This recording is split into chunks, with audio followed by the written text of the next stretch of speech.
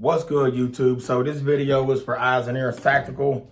A lot of people ask me, do I use lasers and the flashlight on the bottom of my pig rail on my firearms? And to answer that, I have them. Do I use them? No. I think they're for show. You can use them. You know, you moving around at night and you just trying to get through an area and it's dark and, the threat is out there, or a wolf or a grizzly bear, and you just need to see. But you pretty much want to keep the light off of yourself because that's just giving up location. But you do want to see your target. So it's a way to use those lights with the strobe effects and all that. Yes, I do carry them. I don't carry them, but I own them. Okay, so we're going to jump into it with my Glock. All right, so we are going to, and I love like Yoki, I love the guns with the hard case. So let's open it up. And I had a TLR 7. I had many lights. I've even had the bayonets on the bottom of the Glocks, the little K-bar knife. Pretty nice. So to each his own. So what we got here is my Glock 32, all right? With the light, doesn't matter what brand it is, it's on there. There's your laser effect. It's the green laser, not the red one. That's the green one. And there's the strobe effect. And you can use both. So you can have the strobe and the beam on there. I really don't care too much for them. Let me take it off. And you take this one off with an Allen key. You can adjust the light up or down, the beam up or down. You want to sight them in all your stuff. And we're not shooting at nothing from afar unless you hunting wild boar or something. Then you really got to put I don't do all the Holosuns and all of that. I don't care for all that fancy stuff on top of my guns. All right. So a lot of people get the attachments up here with the Holosun, and they looking through it and, they want to cut holes in the slide. I don't want to do that. I'm not a fan of that. I've seen some firearms bust apart because people take away from that actual design. If it didn't come from the manufacturer like that, then we don't do that. Now, if you get the firearm from the manufacturer and you got holes all up in the slide and stuff like that, and they got the skeleton slide, and that's the way the gun was made, then salute. But I used to work at a machine shop. I'm not taking away from the strength of this firearm because that's what you do. For those of you that don't know, you take away the strength of the gun. So boom! And if it busts apart, then there you go. That's why. So right here, this is my Glock 32, baby. Hold on, let me close this case up. This beautiful Glock hard polymer case, like Yoki said. Yoki loves these hard cases, and she absolutely right. I do love them. This is not a bid for my firearms. My firearms do go in the safe. Trust me, they're always in the safe. Yo, what's up, y'all? Check this out. Much love to Pittsburgh. I had to put that on for the big homie Eyes, Ears, and Tactical. Mark a fan if you out there. Hoorah!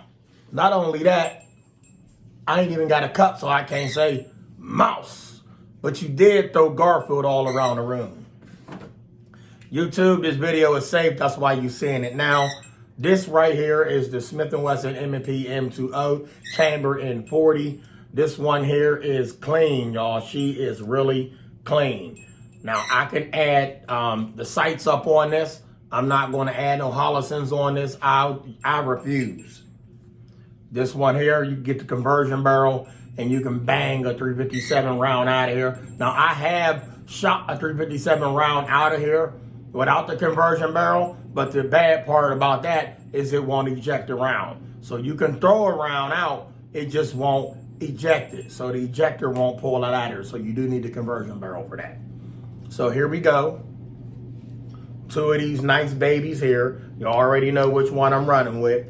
I'm running with my 357 SIG. I love the way that round bang off. I'm not a hater of Glock A lot of people hate Glock. I'm not a hater of no firearm. If it gets the job done, give me one.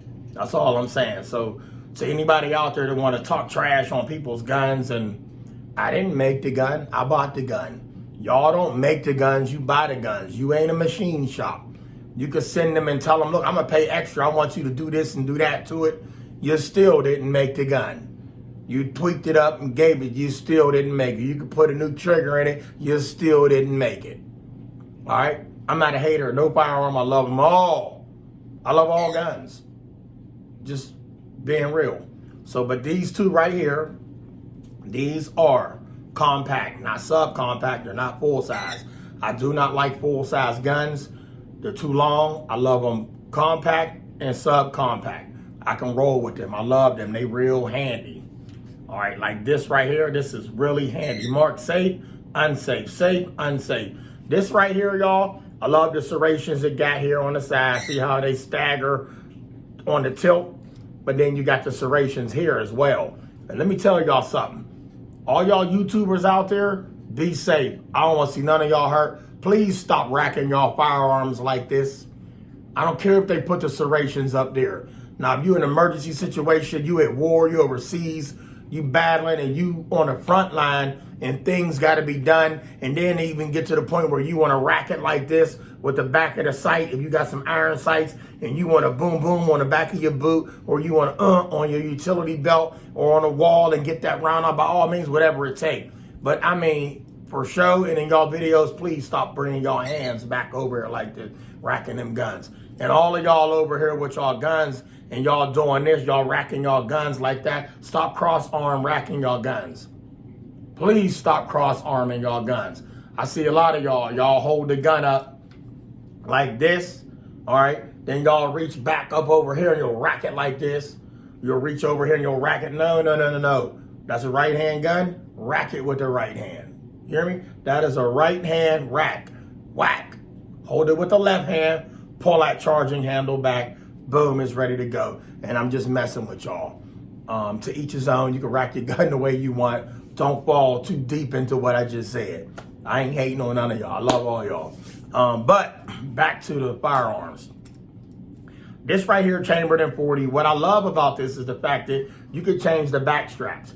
You could put the Slim Dog on it, or you could put the Fat Daddy on the back of it. So when you holding it and you got them big monsters, even if you ain't got monstrous hands, you just want to put that big back on there. So the big back can come out to here, and boom, the grip will feel good. But I like to grab y'all, this skateboard texture hasn't changed since the day I got this.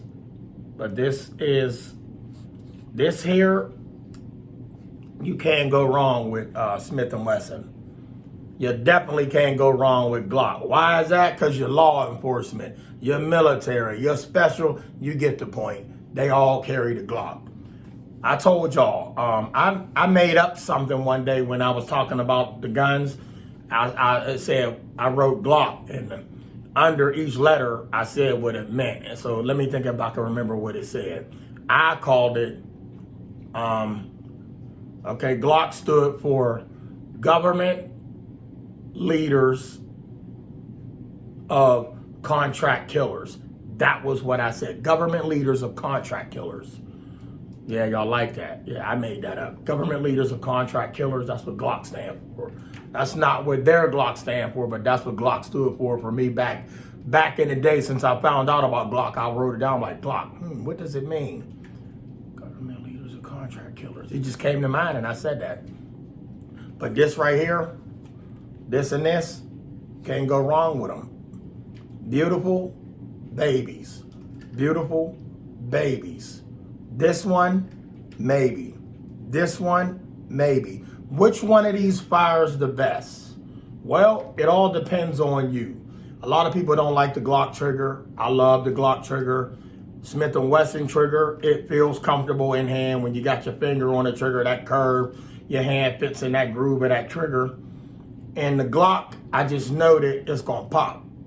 Just know that. I know this Glock is gonna pop. Not one jam. I've never had a jam with this. Even when I stuck it inside my micro conversion kit, it threw that charging handle back like it wasn't nothing. And a lot of y'all be complaining about a lot of y'all guns that y'all do purchase, no matter what model it is, and you say, oh, the gun jam, let me throw this at y'all. Stop trying to over fast the trigger. A lot of y'all used to doing this with your guns. Boom, boom, boom, boom, boom, boom, boom, boom. The gun don't have to respond. I don't care what trigger you put on it. You ain't in a machine shop, so you don't know. Let me tell y'all something. When you rapid fire that gun, just because people do it, they say you can do it, the gun doesn't have to respond. Everybody talking about, well, it didn't reset. Let me say this to y'all. It reset, but it does not have to respond. If you get tired, don't you think that gun get tired? Well, you ain't making any sense. No, I'm making a lot of sense. If you ever in a gun battle, whatever you do, do not rapid fire. Send your shots down range. Boom. Boom. You know, do what you got to do in that battle. But that rapid fire is going to get you lost. I'm telling you, you're going to lose your mind physically. But this right here, beautiful. The Glock, can't go wrong with it. Every time you squeeze, it's going to go bang. It's going to, I know because I fired it. And the performance barrel helps out a lot. What's the performance barrel, Trey? Well, look at the difference. You see that? See all that coating? That's coating right there, y'all. That ain't paint. This is thinner than paint. This is like a solution, a liquid. Y'all, this is coating. When you rack, next time you rack a gun back, rack a performance barrel back and rack back your why don't I just do it for you? So both firearms are unloaded. I'm gonna end this video. So nothing in it, nothing in the Glock. Y'all see they both empty. Now just listen and I'm gonna end this video. Eyes, ears, and tactical. Ears, eyes, and tactical, you already know. I'm just messing with you, bruh. This video is for you. So when you rack the performance barrel back, this is what you hear. Listen. All you hear is metal. Listen to the coating. Hear that? You hear the scratching, you hear the scraping. So whether y'all know it or not, that little bit of paint slows that down. Slows down that performance. I know it's designed to work. You know, they gave it a coating so it don't shine in the night. They gave it that tactical look, but take my word for it. Performs a lot better without the coating on the barrel. And I know some of y'all say, well, slap some oil on it. Go ahead, slap some oil on it. And then slap some oil on the performance. You're only gonna make this perform a lot better. So to each his own. This is the Smith & Wesson M&P M2O chambered in 40 cal. Y'all, a beautiful pistol, beautiful all out. Beautiful pistol. 12, 1, make 13. 12, 1, make 13. And that's that on that. All right. And the Glock 32 is 13 plus 1. That's 14 Hot Boys. That's right. 13 plus 1 is 14 Hot Boys. So you got 14 and you got 13. Which one you running with? Honestly, I'm running with either one, but this is my to go. This is with me everywhere I go. Comment, subscribe, give this video a thumbs up, hit the bell for notifications, and don't forget to donate to the channel. The Cash App is down in the description. Love y'all, salute.